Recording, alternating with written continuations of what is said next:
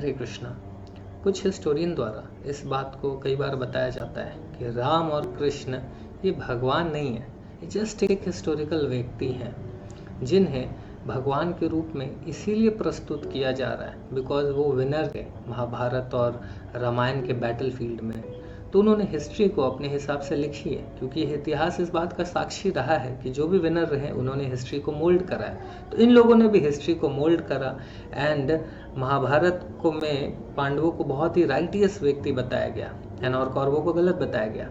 अगर ये युद्ध कौरव जीते होते तो कौरवों को राइटियस बताया गया होता और पांडवों को बुरा व्यक्ति बताया गया होता, और हो सकता है कि शकुनी को सुप्रीम लॉर्ड बताया गया होता है ना।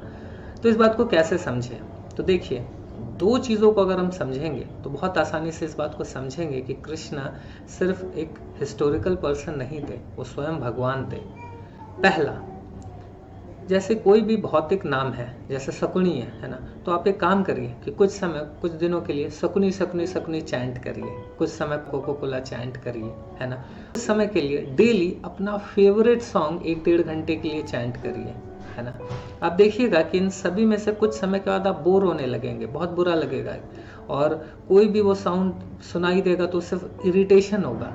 लेकिन वहीं दूसरी तरफ भगवान का नाम राम, कृष्ण या हरे कृष्ण महामंत्र जप के देखिए, तो ये देखा जाता है कि जैसे जैसे हम भगवान का नाम जपते हैं तो शुरुआत में हो सकता है कि हमें बहुत टेस्ट नहीं मिले, बट हम जितना जप करते हैं उतना हमें वो नाम अच्छा लगने लगता है। कई डिवोटी शुरुआत में 1 माला 2 माला करते हैं, धीरे धीरे सब 16 माला करते हैं, 2 घंटे 2.25 घंटे, एंड कई डिवोटीज 32 राउंड 64 ऐसे चैंटिंग करते हैं। निर्जला एकादशी के दिन बिना पानी के 64 राउंड्स प्लस चैंटिंग करते हैं। ये क्यों कर पा रहे हैं? क्योंकि वो एक टेस्ट उन्हें मिल रहा है भगवान के नाम जप में। क्यों? क्योंकि भगवान का नाम और भगवान अभिन्न है, कोई डिफरेंस नहीं है। तो जब वो नाम जप रहे हैं तो भगवान से मिलने का जो अनुभूति है वो अनुभूति उनको फील हो रही है ना। तो यही सबसे बड़ा डिफरेंस है मटेरियल एंड स्पिरिचुअल चीज़ में। मटेरियल चीज़ें हम जब करते हैं तो भले थोड़ा बहुत ठीक ठाक लगे, बट जितना ज़्यादा करेंगे धीरे धीरे उससे बोर होने लगते हैं। बट आध्यात्मिक चीज़ क्या है कि जितना ज़्यादा हम करेंगे उतना उसमें टेस्ट आना शुरू हो जाएगा, है ना। तो हम भगवान के नाम को जब जपेंगे तो हमें जो टेस्ट मिलेगा और हमें जो इच्छा हो रही है और ज़्यादा नाम जपने की, है ना, ये इस बात का प्रूफ है कि वो कोई साधारण भौतिक नाम नहीं है ना। दूसरा क्या है कि देखिए, कोई भी एक मटेरियल ग्रंथ है ना।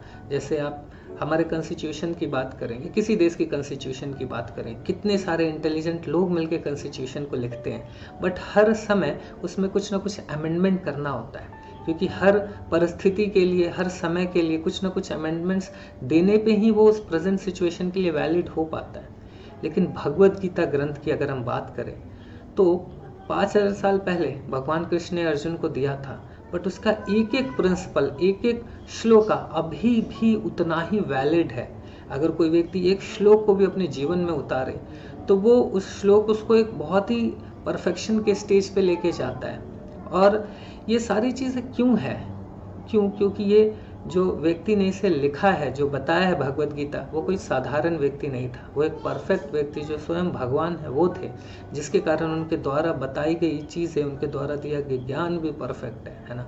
तो इस दो चीज़ को समझे, पहला कि भगवान के नाम जप में हमें टेस्ट क्यों मिल रहा है ना, और दूसरा कि उनके द्वारा दिया गया ज्ञान भी परफेक्ट है। तो इन दो बातों को अगर समझें तो बहुत आसानी से इस बात को हम समझ पाएंगे कि भगवान एक सिंपल हिस्टोरिकल व्यक्ति नहीं है ना। कृष्ण राम एक हिस्टोरिकल पर्सन नहीं है, बल्कि स्वयं भगवान है। हरे कृष्णा।